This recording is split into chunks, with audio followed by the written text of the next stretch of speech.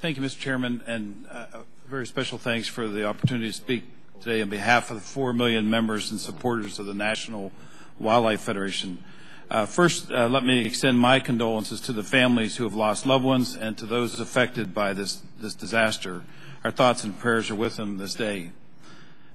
I recently spent 9 days in Venice, Louisiana, observing the spill from the air and also from the water, and visiting with local fishermen and others.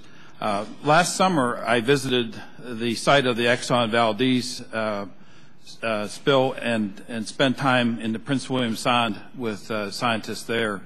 And I want to point out that today's circumstances show that the spill in the Exxon Valdez continues to haunt the Prince William Sound.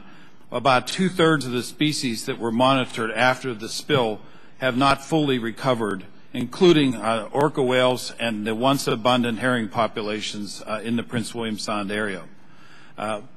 Scientists, by some scientific estimates today, BP has already spewed more than twice the crude spill by the Exxon Valdez.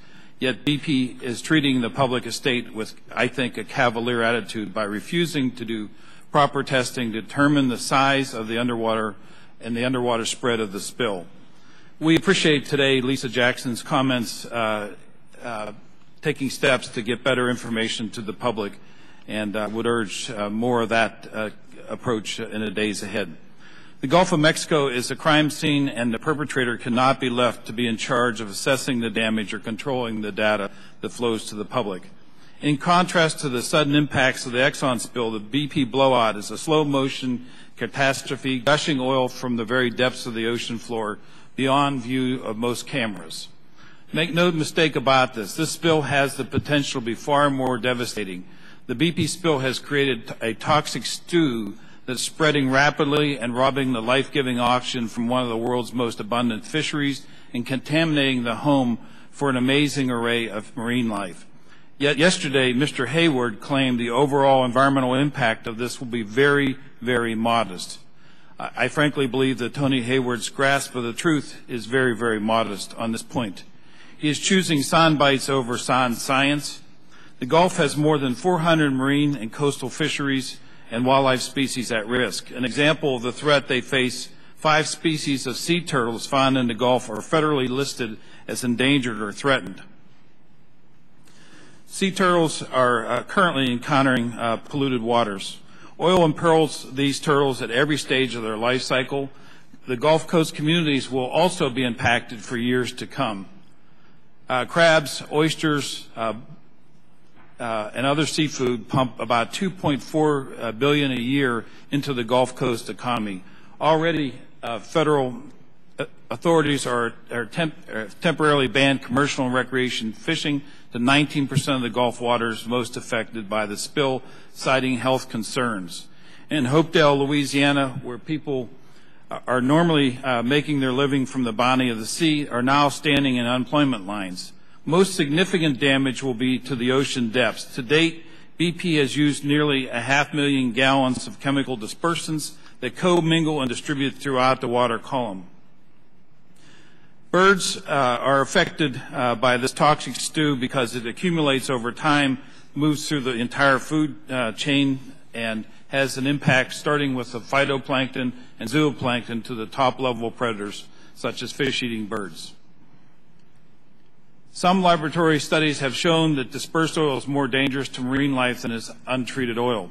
The National Academy of Science has warned 5 years ago that we don't know the impact of mixing oil with chemical dispersants on a wide scale, but the testing that the Academy suggested at the time has never been completed. Now, one of America's greatest marine ecosystems has been turned into a vast chemical experiment. Today, the National Wildlife Federation joins with 10 other conservation groups in writing President Obama to urge that the federal government immediately take over environmental monitoring, testing, and public safety protection from BP. Too much information is now in the hands of BP's many lawyers, and too little is being disclosed to the affected public. Congress, too, must act. The $75 million cap on liability and the cap on punitive damages should be lifted.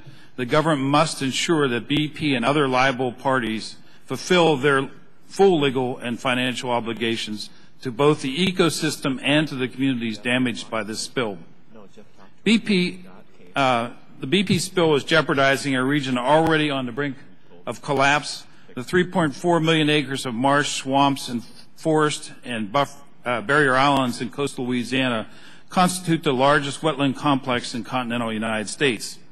However, neglect and poor management by the federal government and channels dug for oil and gas extraction have devastated the Mississippi River Delta.